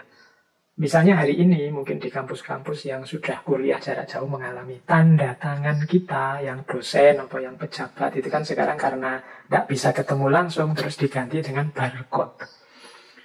Jarak jauh kita ngirim tanda tangannya. Barcode ini kan tanda tangan di dunia maya. Kalau tanda tangan kita yang biasa pakai bolpen itu ya tanda tangan di dunia nyata. Nah, tanda tangan barcode ini kan tidak sekedar simulasi dari tanda tangan di dunia nyata, tapi dia substitusi, gantinya. Jadi makanya kalimatnya Virilio, aku tidak percaya simulasi. Aku percaya bahwa kata itu sudah out of date, kata itu sudah kuno. Istilah simulasi itu perlu direvisi lagi. Sejauh yang aku tahu, teknologi baru menggantikan realitas aktual dengan realitas virtual. Dan ini lebih dari sekedar satu fase, tapi satu perubahan yang hakiki. Jadi ini memang perubahan dalam hidup, tidak sekedar permainan. Ya, teman-teman mungkin hari ini mengenal misalnya ada e-sport. E-sport itu kan istilahnya sport, tapi sport itu kan olahraga. Tapi kan yang main ya tetap di dunia maya. Tapi ini bukan simulasi, ya beneran dia lomba, ada hadiahnya. Jadi apa-apa kan sekarang serba virtual. Mungkin sebentar lagi KTP, KK itu modelnya virtual semua. Bahkan nanti saya membayangkan, lupa itu kayak di film apa itu kan, identitas kita itu mungkin bentuknya satu chip yang ditanam dalam diri kita, sehingga besok itu kalau orang screening kita itu langsung ketemu, oh ini siapa, orang mana, dengan punya detektor khusus untuk setiap orang. Nah itu hari ini nanti pada saatnya akan hadir semacam itu. Jadi bukan simulasi. Kalau simulasi itu kan main-main, samar-samar, tidak jelas. Yang jelas yang dunia nyata. Tapi ini tidak. Dia akan pelan-pelan mengambil peran dunia nyata. Makanya kata Virilio, one day the visual world might win over the real world. Suatu hari dunia virtual ini akan menang, mengambil alih posisi dunia nyata. Sekarang apa-apa kan sudah orang sadar bisa dilakukan online, bisa dilakukan jarak jauh, bisa dipenuhi di dunia maya, tidak butuh dunia nyata. Jadi pelan-pelan dunia yang nyata ini akan diambil alih pengelolaannya oleh dunia maya.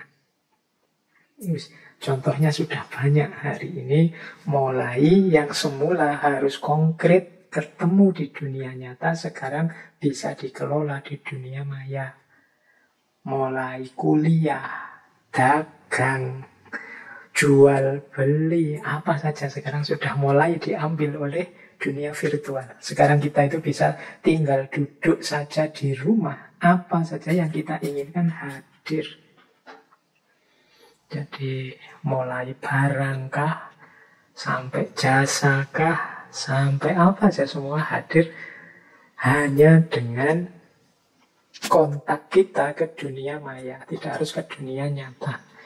Makanan sekarang kan tinggal pesan, hadir sendiri, apa saja yang kita inginkan ada. Jual beli juga begitu, e-commerce, pasar-pasar model virtual hari ini kan juga banyak. Jadi pelan-pelan dunia nyata posisinya akan lenyap digantikan oleh dunia maya. Oke, kemudian ada lagi yang penting. Hubungannya ketika dunia virtual ini lebih nyata dibandingkan dunia maya, yang sehubungan dengan identitas kita. Jadi apa yang berpengaruh besar, yaitu istilahnya ketersembunyian. Jadi ketersembunyian manusia dalam virtuality. Ini nanti kalau ditarik-tarik jauh, manusia bisa kehilangan dirinya dalam dunia virtual. Coba deh teman-teman sekarang saya tanya, punya akun medsos berapa? Silahkan direnungi tiap akun medsos kalian itu, mungkin Instagramnya, mungkin Twitter, Facebooknya, atau kanal YouTube-nya. Coba dicermat-cermati apakah yang terpampang di medsos itu adalah benar diri kalian. Ataukah hanya mimpi-mimpi kalian tentang diri kalian? Ataukah keinginan-keinginanmu tentang dirimu? Atau jangan-jangan kebalikannya, pemberontakan-pemberontakanmu tentang hidupmu. Ini, karena dalam virtuality lah semuanya serba mungkin. Mungkin ada banyak kegeraman-kegeraman, kegelisahan-kegelisahan yang kita tidak bisa mengungkapkannya di dunia nyata. Akhirnya kita lampiaskan di dunia maya. Mungkin kita sering jengkel, ingin menyerang sekelompok orang atau seseorang. Di dunia nyata tidak berani. Akhirnya kita masuklah ke dunia maya. Dan di dunia maya, kecenderungannya lebih aman. Mengapa? Kalau di dunia maya itu kita bisa membuat banyak identitas, bahkan tanpa batas. Jadi identitas itu bisa, teman-teman kan bisa itu, aslinya orangnya tidak iso guyon, tapi tidak bisa bergurau, tapi dalam postingannya itu selalu tentang yang lucu-lucu. Misalnya sudah terlanjur bikin akun Facebook atau akun YouTube yang cirinya adalah lucu-lucu. Nah, itu kan ya kita dipaksa oleh brand lucu tadi, tiap hari posting yang lucu-lucu. Meskipun kita sedang galau, sedang sedih, sedang marah, ya postingannya lucu. Orang terus menganggap kita, orang ini lucu ya. Terus dianggapnya kita lucu terus. Jadi identitasnya tidak kelihatan sesuai yang ingin kita bangun. Ya wis kayak ngaji filsafat ini mungkin ya. Teman-teman ngertinya saya itu ya pas ngaji kayak gini, pas ngomong filsafat yang dalam-dalam, gagasan-gagasan besarnya para tokoh. Mungkin teman-teman membayangkan, wah Pak Faiz itu mungkin tiap hari kalau diajak ngomong sehari-hari itu yo isinya dalam terus. Ya kalian ngertinya cuma itu yo. Ya saya menjalani hidup normal saja. Ya kalau pas ngaji ya memang materinya dalam, tapi dalam ngobrol biasa, ketemu temen, sama anak-anak, sama keluarga, ya sama saja seperti yang lain. Nggak mungkin sama anakku terus ngomong filsafat kelas tinggi, wahai anakku, ingatlah kebahagiaan dalam hati saja, kan nggak mungkin begitu. Tapi mesti sesuai levelnya dia. Tapi karena citra yang sudah terbangun di medsos, terus kalian menganggap saya itu sepenuhnya begitu. Diriku yang tersembunyi, tidak kelihatan. Jadi citranya tergantung sebagaimana yang tampil. Jadi dalam virtuality ada ketersembunyian. Termasuk lenyapnya diri kita kalau kita tidak hati-hati. Maka problem utama dari realitas virtual adalah kita sulit untuk memiliki orientasi. Kita kehilangan rujukan tentang diri kita sendiri. Siapa sih aku itu sebenarnya? Ya tak contohkan diriku sendiri saja biar nggak nunjuk orang lain. Misalnya, karena tiap hari kalian ngomong Pak Faiz itu kalau ngomong dalam, Pak Faiz itu kalau ngomong mesti maknanya banyak, daging semua macam-macam. Akhirnya saya sendiri terus terpengaruh. Sehingga kadang-kadang kalau ketemu kalian terus tak filsafat-filsafat kan ngomongnya, tak dalam-dalam kan, tak filosofi-filosofi kan. Lama-lama terus aku kehilangan jati diriku. Aku tidak sadar hakikatku apa ya itu. Keinginanku apa ya itu. Tuntutan jiwaku selama ini apa itu. Lama-lama akhirnya seolah-olah saya yang dikte kalian, tapi diam-diam sebenarnya kalian yang dikte aku. Sehingga aku sendiri kehilangan jejak tentang diriku. Nah, ini ketersembunyian dan bahkan lenyapnya diri dalam virtualitas. Kalian mungkin juga akan mengalami begitu. Mungkin ada tokoh yang biasanya dia posting ilmiah-ilmiah. Sekarang kok posting begini ya, terus diprotes sama netizen banyak orang. Loh, dia kan juga manusia. Ya kadang-kadang dia ilmiah, kadang-kadang dia santai, kadang-kadang dia bergurau, kadang-kadang dia serius. Wajar saja. Bahkan sekali-sekali dia salah, manusiawi saja. Tapi kadang-kadang tuntutan virtuality tidak begitu. Karena kalian sudah membakukan identitas, membekukan tipenya setiap orang, masing-masing orang. Akhirnya justru banyak orang kehilangan identitasnya dalam virtualitas.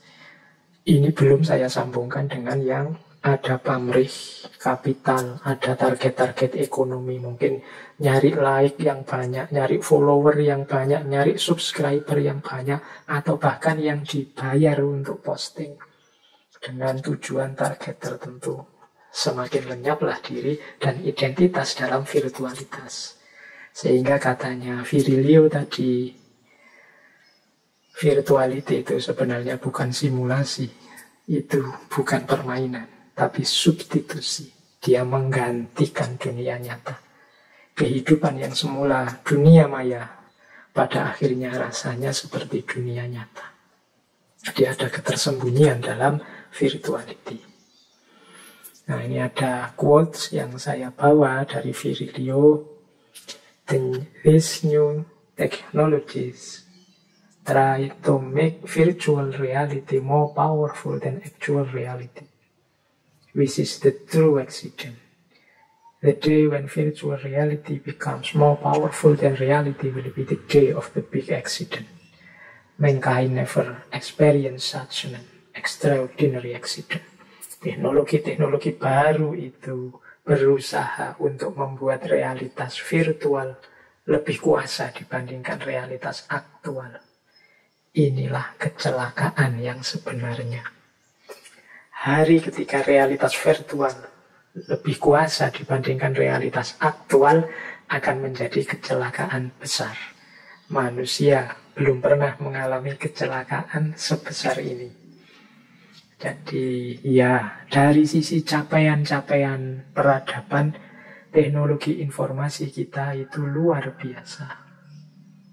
Tapi jangan lupa seperti tadi, ada integral accident, ada kecelakaan, ada negativitas dibanding di balik capaian-capaian.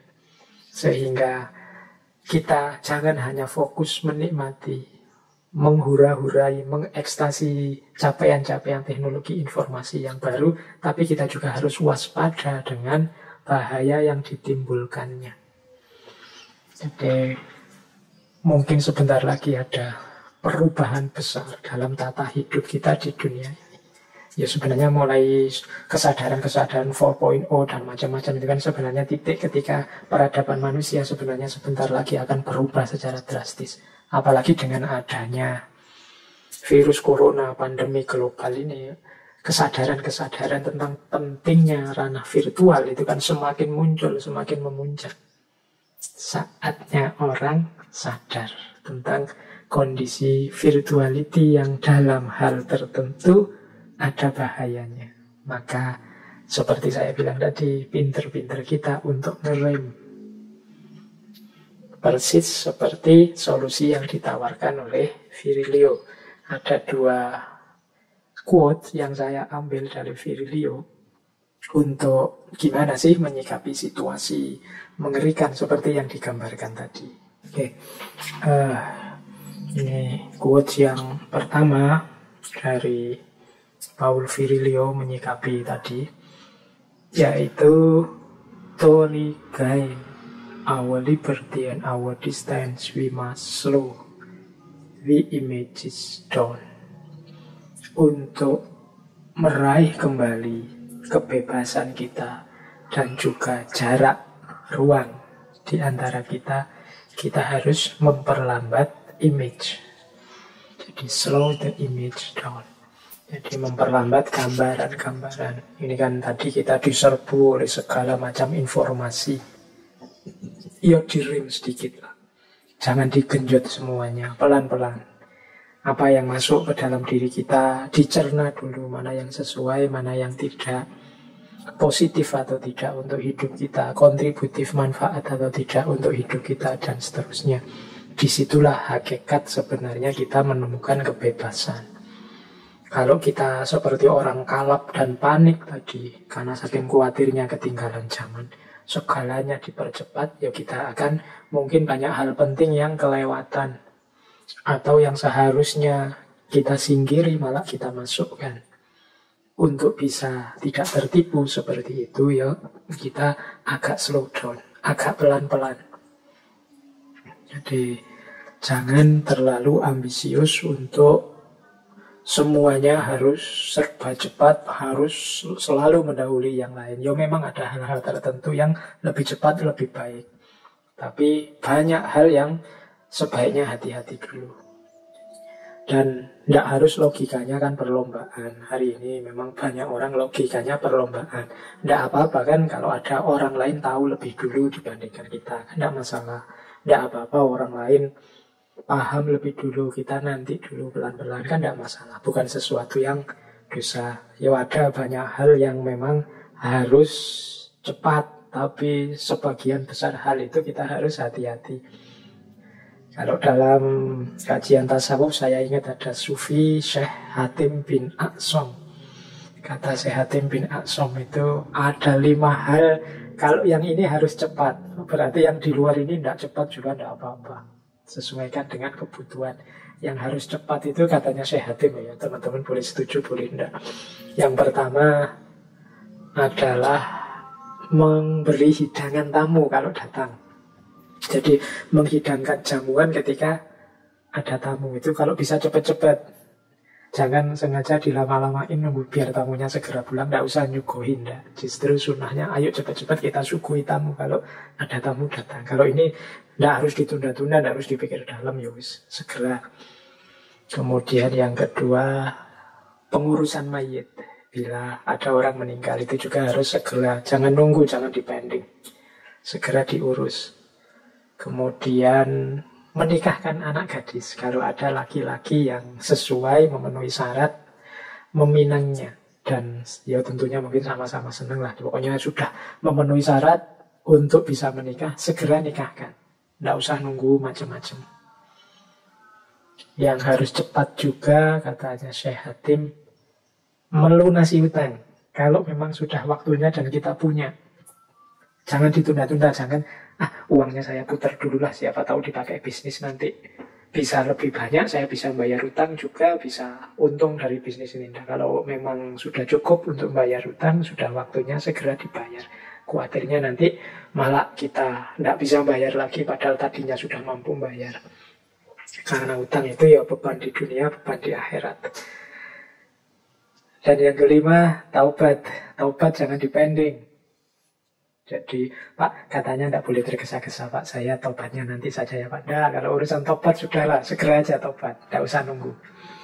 Jadi, suguhan untuk tamu, mengurusi mayit, menikahkan anak gadis yang sudah memenuhi syarat dan cukup, melunasi hutang, tobat, itu ini harus segera. Tapi di luar itu mungkin ya tidak harus segera. Kita cerna baik-baik apakah memang cocok dan sesuai untuk hidup kita. Jadi karena dalam banyak hal kita ini sering terjebak karena ingin cepat, ingin segera, terus kemudian hal-hal penting, hal-hal yang manfaat terlewatkan, sementara hal yang tidak perlu menghabiskan tenaga dan energi kita. Maka yang kedua, Virilio menyatakan resistance is always possible, but we must engage in resistance first of all by developing the idea of technological culture. Resistance is always possible. Melawan peradaban misalnya dengan anti teknologi, ya mungkin saja. Kan hari ini ada itu kan orang-orang yang saya anti gadget pak, saya anti TV pak, anak saya nggak saya kasih ini macam bisa saja. Tapi katanya Virilio yang jauh lebih penting adalah kita mengembangkan idea of technological culture. Jadi yuk kita membangun budaya teknologi yang positif. Jadi kita rancang cara hidup yang memanfaatkan IT secara maksimal tapi tidak merusak hidup kita. Apa mungkin begitu Pak? Ya mungkin saja. Karena kelihatannya filosofi, hikmah, rancangan, pemahaman tentang teknologi secara mendalam itu kalah cepat dibandingkan produk-produk teknologinya. Sehingga kita selalu terlambat mengantisipasi tadi integral accident-nya. Kalau sudah ada kasus baru kita bingung. Begitu ada anak-anak kecanduan gadget baru kita diskusi macam-macam. Kita tidak pernah memprediksi secara serius sejak awalnya. Dan kita tidak pernah secara sengaja rancangan budaya teknologi yang positif hari ini itu seperti ini. Sesuai dengan norma kebangsaan kita, sesuai dengan norma keberagamaan kita, sesuai dengan nilai-nilai budaya kita.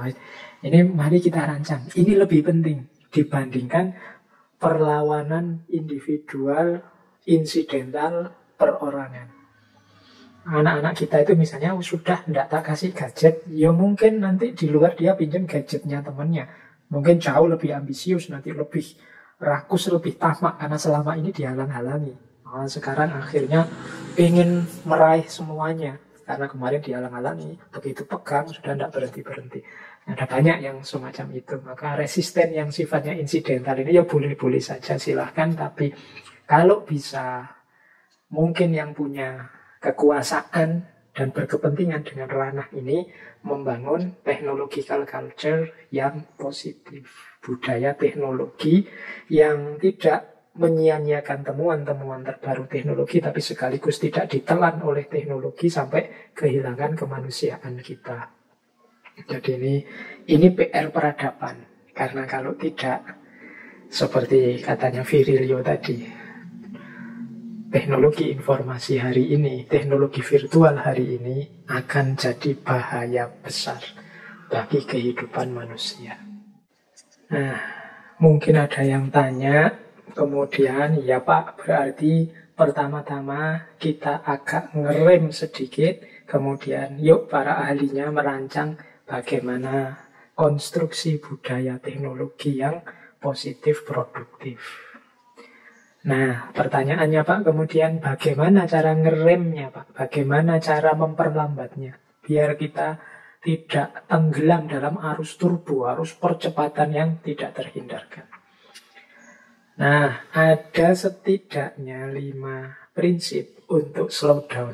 Kalau ini sudah mulai masuk materi motivasinya. Jadi bagaimana kita biar hidup kita tidak hanyut meskipun kita ikuti arus perkembangan zaman. Kalau bahasanya Sunan Kalijogo, ngeli ananging ora keli.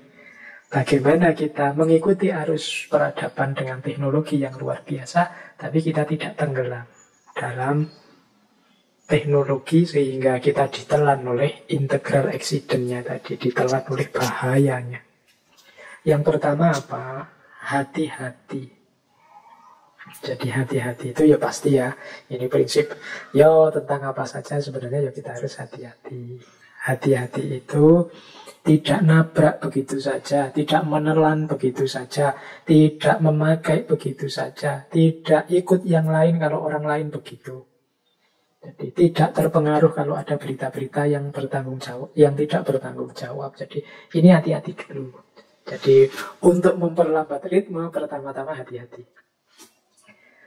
Setelah itu jaga jarak.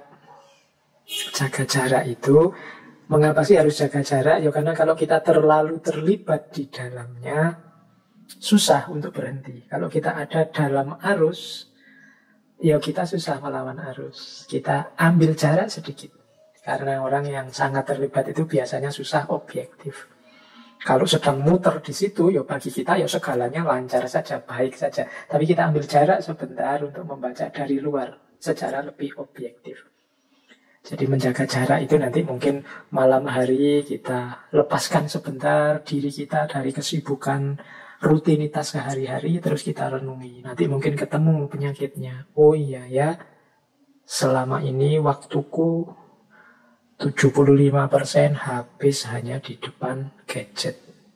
Oh iya ya, ternyata masa pandemi di rumah ini aku tidak produktif lagi. Yang aku lakukan hanya hal-hal yang sifatnya konsumtif saja. Gara-gara gadget juga, apa-apa pesen tiap hari hanya ngurus siapa yang ingin aku beli, mentang-mentang punya uang, mentang-mentang bisa beli online jarak jauh. Jadi isinya di depan gadget terus. Kalau belanja-belanja, pesen makanan dan macam-macam. Ya bukan salah, tapi kalau hanya itu terus ya rasanya perlu diluruskan lagi, perlu dibenarkan lagi. Semoga tidak ada ini teman-teman yang kerjaannya selama pandemi ini ya seperti itu. Jadi asik terus dengan gadgetnya. Apalagi ada e-market itu. Tiap hari yang dilakukan hanya pesen-pesen, kemudian tiap hari hanya nunggu paket di kos-kosannya, di rumahnya masing-masing. Betapa gembiranya kalau paketnya datang. Bukan tidak boleh, tapi apa iya sih hidup kita warnanya hanya itu saja. Yuk menjaga jarak sebentar, kadang-kadang kita beli macam-macam juga terus kecewa. Kecewa karena ternyata tidak cocok dengan ekspektasi, atau ternyata kita tidak butuh-butuh amat sih sama barang-barang itu, kita dimakan iklan saja misalnya. Itu gunanya menjaga jarak. Kemudian juga jangan lupa skeptis. Skeptis itu jangan gampang percaya lah, khususnya untuk informasi-informasi yang masuk. Pertanyakan dulu validitasnya. Kalau bahasanya agama, coba ditabayun dulu. Jadi kita ini sering tertipu. Apalagi kalau ada share pembagian informasi yang meminjam otoritas. Misalnya, ini yang bilang tokoh ini loh, ini yang bilang ahlinya bidang ini loh, ini ulama yang sudah ini loh. Itu coba deh kita uji lagi. Skeptis, kita pertanyakan lagi, apa iya ini relevan untuk hidup kita. Mungkin memang benar karena mereka ahlinya, tapi relevansinya untuk hidup kita ini apa memang sesuai. Jadi pertanyakanlah, jangan kesusu ditelan. Eman-eman, kalau kesusu ditelan terus tidak cocok, karena memuntahkan yang sudah masuk itu lebih sulit dibandingkan kita tolak sebelum masuk. Yo kayak penyakit itu loh ya kan. Preventif itu lebih mudah daripada kuratif. Mencegah lebih mudah daripada mengobati. Maka ayo skeptis dulu. Saya tidak tahu, skeptis ini sering diucapkan dengan konotasi negatif. Seolah-olah orang skeptis itu orang yang cerewet, tidak mudah menerima kebenaran. Sebenarnya gunanya adalah biar kita tidak tertipu oleh hal-hal yang seolah-olah benar. Kemudian verifikasi. Jadi verifikasi itu dibuktikan. Kalau ada orang ngomong, ini ulama ini ngomong, saya temukan di kitab ini, kemudian juz sekian, halaman sekian. Oh iya teman-teman, jangan males untuk ngecek, diverifikasi apa. Iya kadang-kadang kita itu tertipu hanya gara-gara ada rujukannya terus dianggap mesti ya. Nah, ya alhamdulillah kalau terus di screenshotkan rujukannya. Ya kadang-kadang pakai bahasa Inggris atau bahasa Arab sehingga kita juga tidak ngerti apa memang begitu maksudnya. Ya semoga memang benar. Tapi kan bukan berarti kita telan begitu saja, tapi kita verifikasi, kita cek. Ini kayak zaman saya dulu kuliah itu. Kalau ingin menang diskusi ya sudah, kita meminjam saja nama-nama tokoh besar. Nanti pendapatku mesti diterima karena dianggapnya bukan pendapatku tapi pendapatnya tokoh itu. Padahal apa ya tokohnya ngomong begitu, ya pastinya tidak, wong saya ngarang. Jadi kalau pas lagi asik diskusi itu mengarang saya. Oh ini menurut pandangannya Aristoteles itu yang benar begini. Wah itu seolah-olah ini yang ngomong Aristoteles juga bukan saya. Jadi teman-teman yang diskusi itu tidak berani bantah saya karena dianggap ini dawuhnya Aristoteles bukan kata-kata saya. Padahal aku yang ngarang. Ini karena budaya verifikasinya tidak hidup ya pokoknya dipercaya saja. Oh ini tokoh ini loh yang ngomong, ini ulama ini loh yang ngomong. Bukan berarti dipastikan salah, tapi yuk diverifikasi, ditabayuni. Alhamdulillah kalau memang benar. Kalau tidak benar kita selamat, kalau benar kita juga selamat. Beda dengan kalau tiba-tiba kita telan begitu saja. Khawatirnya ternyata bukan madu tapi racun yang merusak hidup kita. Syukur-syukur kita bisa check and recheck. Check and recheck itu ya setelah verifikasi kita verifikasi lagi deh. Jangan-jangan saya salah tadi ngeceknya. Mungkin ada teman lain yang juga punya kesempatan ngecek. Sama nggak sih hasil ujinya terhadap yang dicek tadi dengan saya. Itu namanya check and recheck. Jadi nah, kalau kita hati-hati menjaga jarak, mempertanyakan, memverifikasi, mengecek ulang, insya Allah kita tidak terlalu cepat lagi, sudah agak slow down. Ini yang saya sebut tadi mengalir tapi tidak tenggelam. Ya sih mengikuti informasi, tapi sekarang secara bertanggung jawab. Biar tidak mabuk seperti tadi, biar tidak ekstase kayak orang epilepsi, biar tidak bolak-balik kaget. Tapi agak melambat, hati-hati, menjaga jarak, skeptis, verifikatif, check and recheck. Baik, masih ada waktu sekitar 10 menit. Saya ingin masuk sedikit saja tentang kecepatan ini, dromologi ini, kalau dihubungkan dengan agama. Jadi kritiknya Virilio terhadap peradaban yang serba cepat ini, bisa juga kita relate-kan, kita hubungkan dengan agama. Jadi ada beberapa ayat dalam Al-Quran yang memang isinya menyindir manusia yang senengannya tergesa-gesa. Sukanya ingin segera melihat hasil, tidak sabar mengikuti prosesnya. Seperti surat Al-Isra ayat 11, itu kan ada wakanal insanu ajula. Jadi dan manusia itu punya sifat ajula. Ajula itu tergesa-gesa.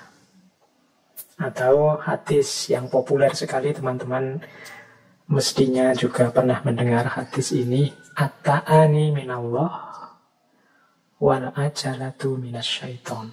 Jadi ketenangan itu dari Allah dan ketergesaan itu dari syaitan. Jadi al-ajalatu minas syaiton ini populer sekali, quotes ini sering kita pakai. Jadi kalau ada orang terburu-buru, ingin segera tugasnya beres, ingin segera tanggung jawabnya selesai, itu namanya al-ajalah. Katanya Rasulullah itu sumbernya dari setan.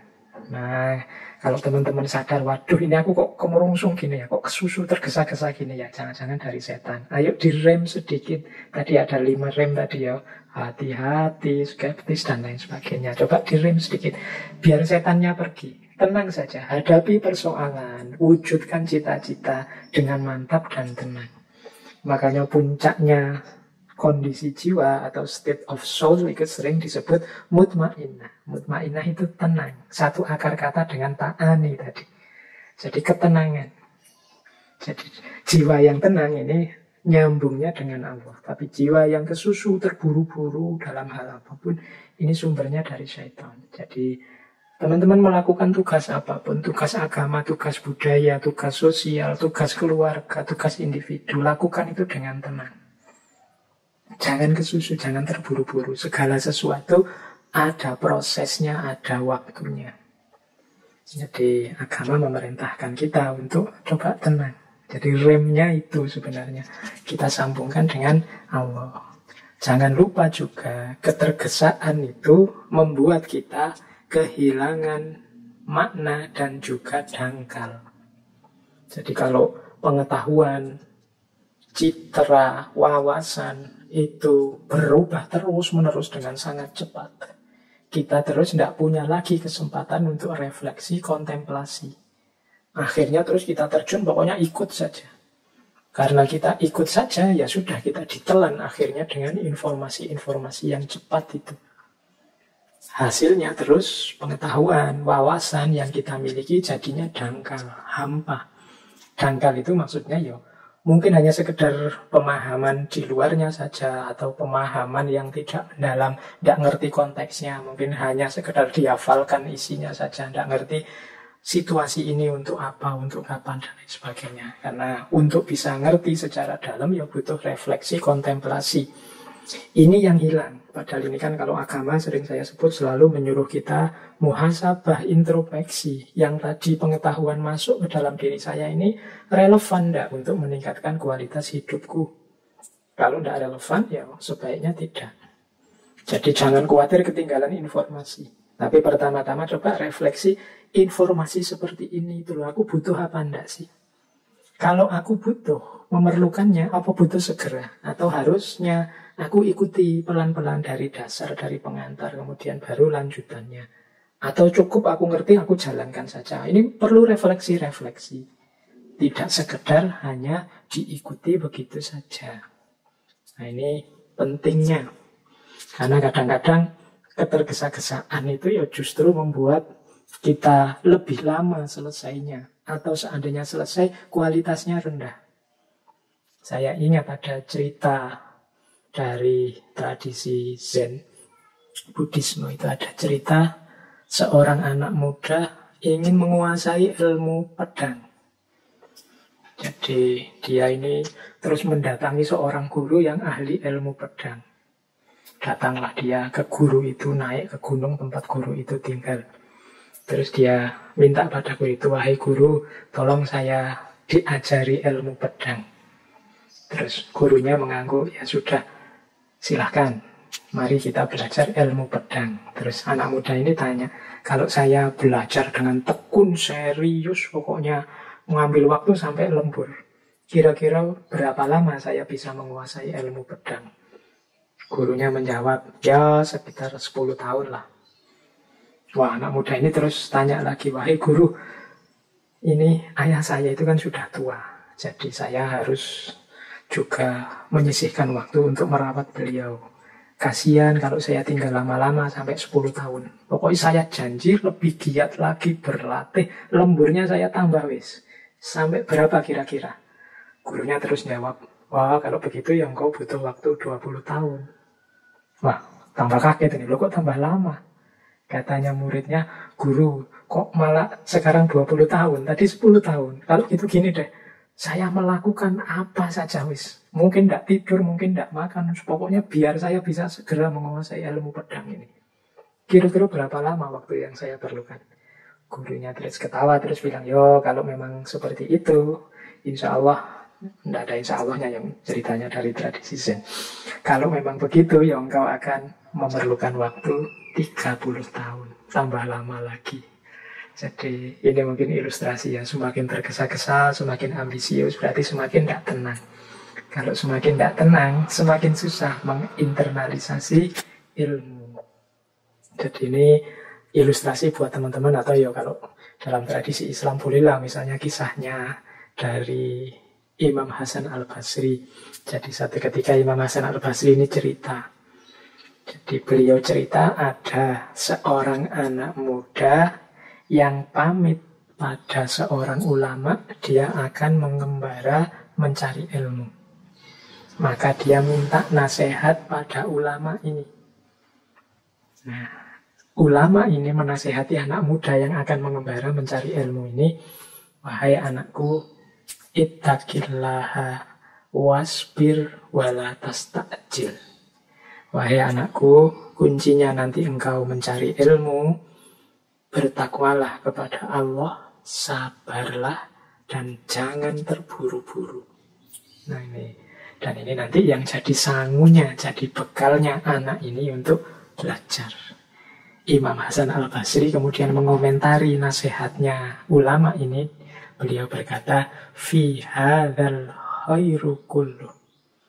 Dalam nasihat ini ada segala kebaikan. Jadi segala macam kebaikan itu bisa diringkas dalam 3 nasihat ini, yaitu bertakwalah pada Allah, sabarlah, dan jangan terburu-buru. Wong yo hasilnya orang belajar itu ilmunya kan tidak tergantung kita, tapi tergantung ridhonya Allah. Dengan bertakwa padanya, bersabar, kemudian tekun, tidak terburu-buru, insya Allah ridhonya Allah bisa jatuh pada kita. Nah ini wawasan-wawasan yang menurut saya penting untuk kita membuat rem dalam hidup kita, biar kecepatan hidup yang mempressure kita dari kiri kanan hari ini bisa kita kendalikan. Bukan berarti terus kita jadi males-malesan, apalagi terus tidak mau melakukan apa-apa, tapi lakukan segalanya, efektif oke, tapi jangan ceroboh, jangan sembrono, tetap hati-hati. Karena kadang-kadang seperti saya bilang tadi, kita kehilangan hikmah, manfaat, kita kemasukan yang tidak penting, yang sia-sia ketika kita tidak hati-hati. Baik, saya kira itu teman-teman untuk malam hari ini. Sebenarnya Virilio tadi masih harus saya bawa ke analogi-analoginya tentang pertempuran hari ini. Jadi beliau punya teori tentang pure war, perang yang murni. Perang murni ini perang setelah perang fisik selesai. Kita ini sebenarnya masih dalam situasi perang.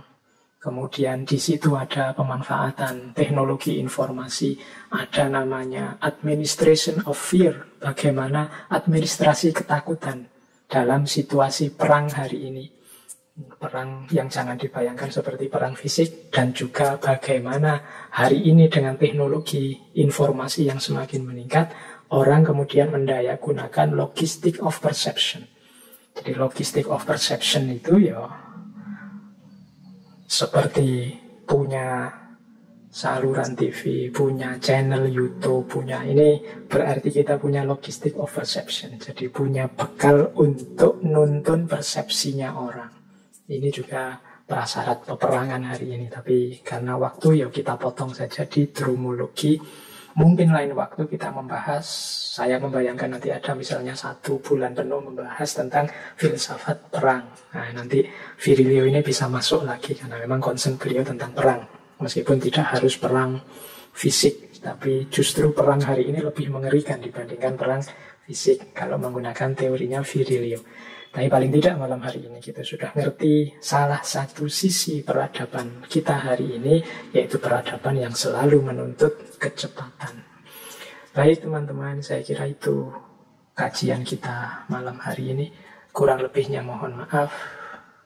Wallahul muwaffiq, wallahu a'lam bishawab. Wassalamualaikum warahmatullahi wabarakatuh.